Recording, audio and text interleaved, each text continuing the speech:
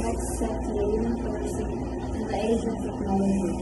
We will explain how this technology affects human dignity and well-being, apply ethical principles, and use the science, technology, and societal learning related to Filipino values and propose ways the Philippines to use AI responsibly. So, generative AI can support human flourishing and it helps students create content, boost productivity, and increases access to digital creativity. But it can also weaken well-being when it replaces real human effort. So, yeah, produces copied content or reduces genuine human creativity. Human flourishing means technology enhance our dignity, relationships, and purpose, not replace our human growth.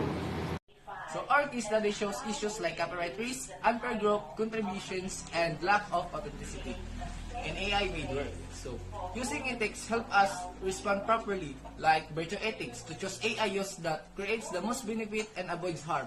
Ethical of use, AI ensures dignity and fairness and respect. Thank you. Through Science, Technology, and Society lens, or the STS, AI has widened impact. So in social, changes collaboration and widen impact in inequality.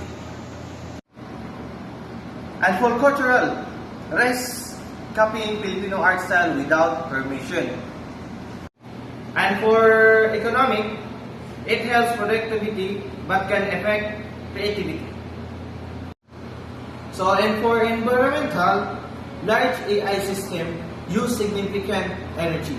Using STS helps us to say that technology must balance innovation with social and cultural responsibility. Technology and the good life.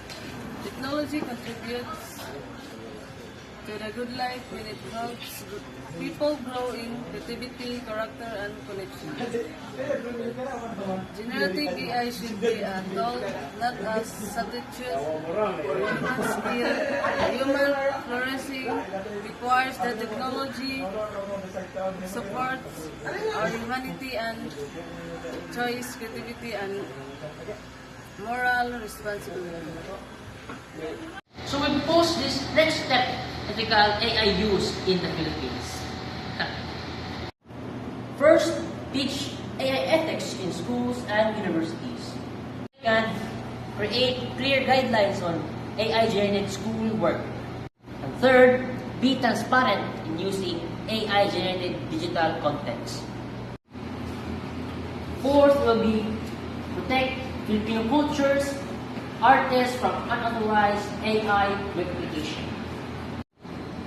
Lastly, follow national frameworks like UN SDGs, especially the SDG 9 and 12 and the Pagtanaw 2050, which promotes sustainable, ethical, technological development.